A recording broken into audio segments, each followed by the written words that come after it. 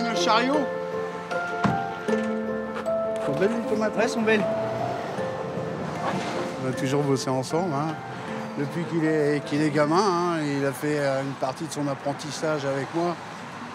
Dans un autre métier, bah oui, on a toujours... Et puis bon, lui, il est toujours derrière moi. Dans la famille Marie, Ça va les gamins? il y a le père, le fils et aussi les deux frangines. Juste à côté, l'autre frangin. Et puis la mère et même la belle-fille. Chaque matin, ils se retrouvent dès 5 heures pour préparer leur boutique. Côté primeur et rayon crèmerie. On compte nos tranches pour nos plateaux qu'on va monter tout à l'heure. C'est pas mal de concentration. Mais bon, de temps en temps, ça nous arrive de chanter quand même.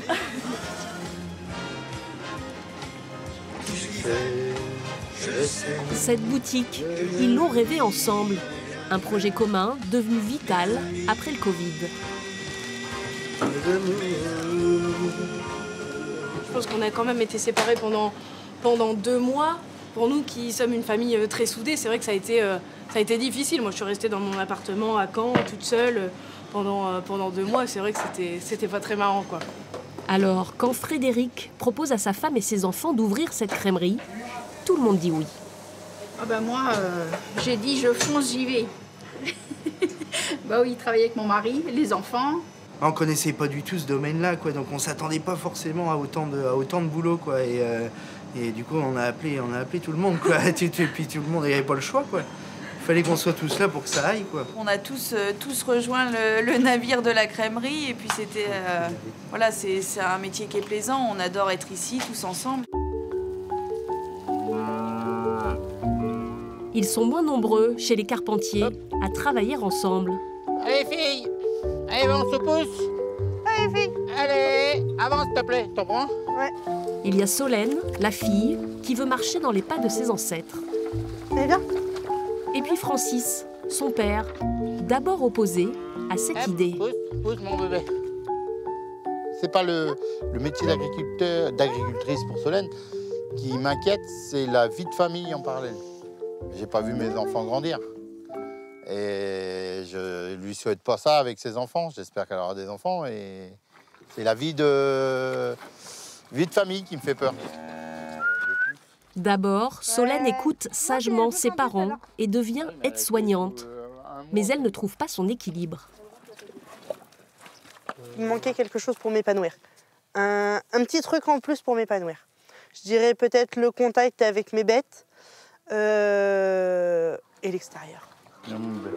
Alors quand son père parle de vendre sa ferme, Solène s'affirme. Bah oui. Elle s'installera ici. Un point, c'est tout. Je suis chez moi. Je me plais là. Je me vois pas ailleurs. Parce que mon souhait, c'était de m'installer ici. Mais ailleurs, j'aurais pu très bien dire, bah voilà, je vois avec les banques si je peux envisager de reprendre quelque chose d'autre et m'installer dès maintenant à mon compte. Mais non, je vois pas ça comme ça. Puisqu'elle est déterminée, Francis accepte de garder sa ferme pour elle. Elle a bien grandi la 29, dites donc. Lesquels qu'il va falloir choisir pour le comice, pour l'année prochaine, en première section. La 13, elle a bien grandi, elle est pas mal. La retraite est encore loin pour Francis. En attendant, Solène vient donner un coup de main dès qu'elle peut, après son travail, dans un autre élevage. T'as mis quoi dans le bol? Parce que là, j'ai vu du foin.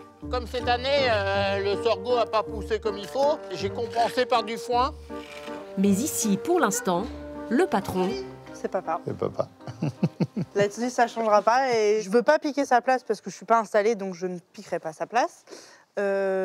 Mais si j'ai quelque chose à le dire, je tâche de le dire. Pas toujours facile de faire sa place en famille. À la crèmerie des Frangines, chacun sait ce qu'il a à faire. Chacun sa tâche, chacun son petit nom. Ma femme, c'est Bouboule. Ça, c'est Juche. Lui, c'est Bézo. Ça, c'est ma poule. Ouais. Moi, c'est Boudy. Mais sur le papier, il a bien fallu nommer une dirigeante. Oh, ça s'est fait un petit peu comme ça. Y a pas... pour nous, ici, tout le monde est à égalité. Donc c'est vraiment... C'est vraiment à titre comme... Enfin, je veux dire, il n'y a pas vraiment de raison que ce soit moi, ça aurait pu être n'importe qui. Pas de jalousie donc chez les maris. Mathieu, l'aîné, accepte sans rechigner la tâche de remplir les 9 distributeurs de la société au nom de ses frangines. La tête de mes sœurs, ça fait toujours mieux sur un logo que la tête de mon frère et de moi, c'est comme ça. Et c'est vrai que toutes les décisions qu'on a pu prendre, que ce soit le montage des distributeurs, tous les investissements qu'on a pu faire et tout ce qu'on met en place, oui, on le fait de manière collégiale. C'est des décisions qu'on prend comme ça. Et chaque produit est testé et approuvé en famille, comme ce gouda fraîchement arrivé. On va goûter ça, les gamins. Hein? Bien, Mathis, il vient de goûter le gouda de Noël. Extra. C'est bon? Il est un peu salé. Je le trouve un peu moins affiné que l'année dernière, il est un peu plus tendre. Goûteur en chef. Si ça passe pas là-bas, ça passera nulle part. Chaque avis compte, même celui des 2 jeunes salariés qui font désormais partie du clan.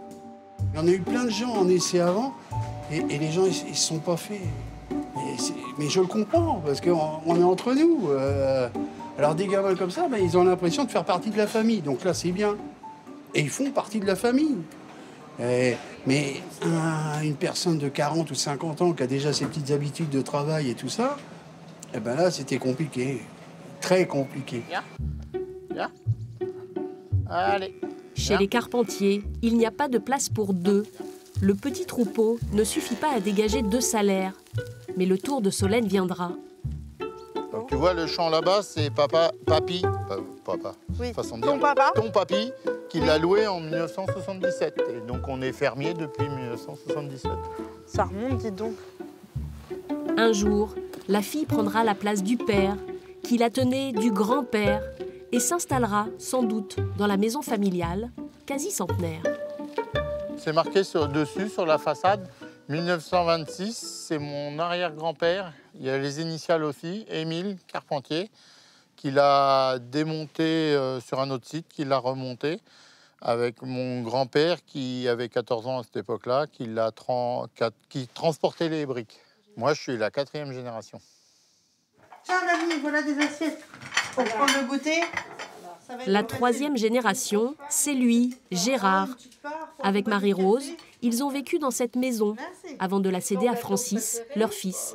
Et ils espèrent bientôt accompagner l'installation de leur petite fille.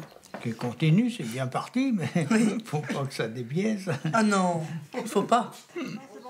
Francis fait un peu le frein, mais moi je pousse un peu. C'est-à-dire que c'est quand même bien, après tant d'années, aussi que ça continue. Et que la transmission, sinon on n'aurait pas travaillé toute notre vie pour... voilà, s'il n'y a personne derrière. Que là maintenant, au contraire. Ça, c'est notre joie. Dès toute petite, Solène posait dans les champs, au milieu des betteraves, des céréales, et montrait déjà un intérêt certain pour la ferme. À 3-4 ans, elle parlait des veaux, des vaches, elle faisait comme nous, quoi. Et même si on sortait, elle demandait aux gens à qui vous vendez vos veaux, nous on les vend à telle place. Des bons souvenirs de Solène bébé. Si la relève est assurée chez les Carpentiers, à la crèmerie des Frangines, les maris pourront peut-être compter sur Raphaël et Lily, les enfants de Mathieu, pour continuer l'aventure. On les serre pas trop, impeccable. Et cela au-dessus un petit peu comme les autres. À 7 ans, Raphaël s'entraîne déjà à la mise en rayon. Je voudrais le boss pour ranger puis les fromages et tout. Et les aider à faire les plateaux.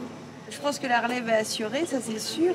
Parce que même Raphaël s'occupe un peu des clients. Ça lui arrive de faire un peu de remballe, même de fromage quand on fait de la découpe en clientèle. Il essaie de faire les encaissements et tout ça, puis ça fait plaisir de les voir. Voilà, c'est des petits amours, on les aime trop. Pour l'instant, personne n'évoque vraiment la transmission chez les maris. Chacun est libre de quitter le navire quand il veut. Ce qui compte, c'est d'être ensemble, maintenant, dans le présent.